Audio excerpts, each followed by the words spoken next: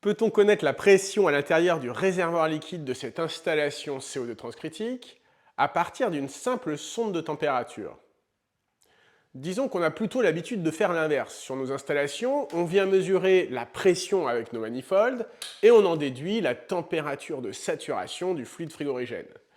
Là, les ingénieurs de chez Danfoss, pour la première fois, ils n'ont pas voulu installer de capteur de pression sur le réservoir liquide. Ils ont dit non, non, juste une simple sonde de température en sortie de Van HP, et puis avec ça, on va en déduire la pression du fluide frigorigène dans le réservoir. Alors on connaît la qualité des produits Danfoss, mais là, c'est la seule machine actuellement disponible sur le marché qui fonctionne comme ça. Alors, je vous propose de faire un petit tour de la config, et puis après, on se lance dans un petit test pour vérifier que ça fonctionne vraiment. Pour notre test, on va venir utiliser un capteur de pression qu'on va venir positionner sur la ligne départ liquide et une sonde de température qu'on placera en sortie de Van HP. Avec l'application, on pourra convertir directement la pression en température de saturation et ainsi vérifier s'il y a un écart entre la température de saturation et la température réelle mesurée en sortie de Van HP. Donc c'est ici qu'on retrouve la sonde, la fameuse sonde de température qui mesure la pression dans le réservoir liquide. On va venir placer notre sonde de température juste après. Voilà. On est ici sur la ligne liquide. On va venir positionner notre petit capteur de pression sur le shredder de la ligne liquide afin de connaître la température de saturation du CO2 dans le réservoir. On va maintenant pouvoir démarrer la machine pour commencer notre test. À l'aide du synoptique de l'installation, on peut voir la bouteille anti-coups de liquide, le compresseur, le gaz couleur, notre Van HP, la fameuse sonde en sortie de Van HP qui mesure une température de 21 degrés, nos deux réservoirs liquides avec la vanne flash gaz qui maintient la pression dans les réservoirs. On est actuellement à 20,8 degrés mesurés par la machine et nous avec notre sonde de température 20,9.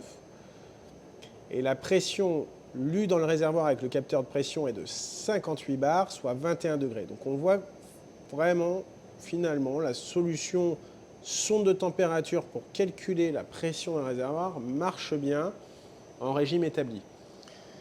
On va maintenant utiliser une bobine manuelle qu'on va venir positionner sur la vanne de réservoir pour venir forcer l'ouverture et venir déstabiliser, faire chuter la pression dans le réservoir pour vérifier est-ce que la réactivité de la sonde de température va être suffisante pour indiquer la pression dans le réservoir.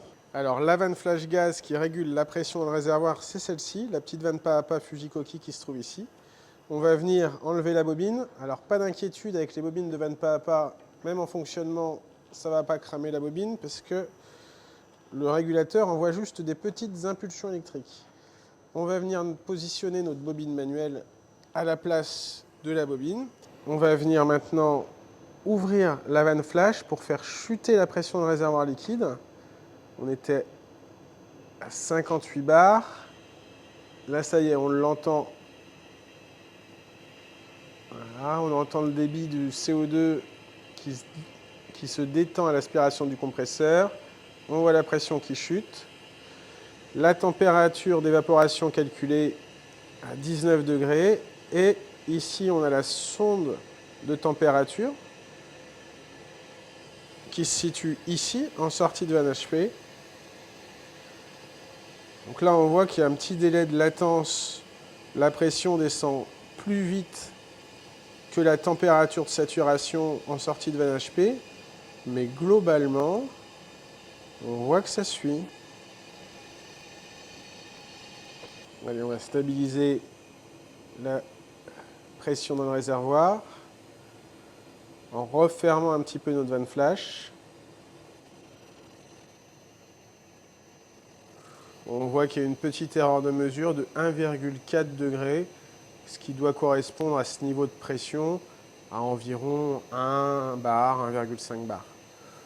Est-ce qu'on a besoin d'une véritable précision pour mesurer la pression dans le réservoir?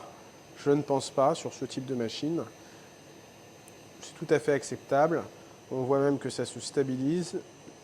La mesure de température, il y a un délai de latence, un délai de réponse, mais finalement, la température mesurée en sortie de vanne HP correspond bien à la pression dans le réservoir.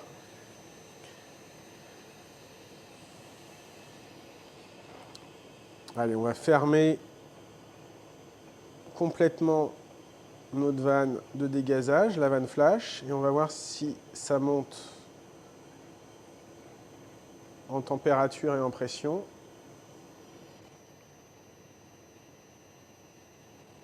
On a un petit delta d'1 degré entre la température de saturation et la température réelle mesurée, mais on voit bien qu'il y a une correspondance. On a bien la relation pression-température.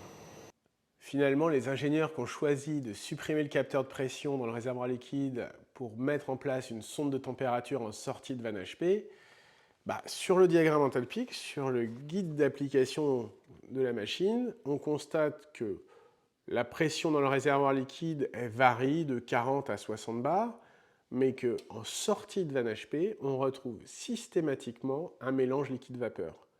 Donc, on a bien la relation pression-température, et plutôt que d'installer un capteur de pression qui va être coûteux, finalement, une simple sonde de température permet de recalculer la pression dans le réservoir. Bravo aux ingénieurs de chez Danfoss pour cette trouvaille, et peut-être qu'on retrouvera cette solution dans d'autres applications.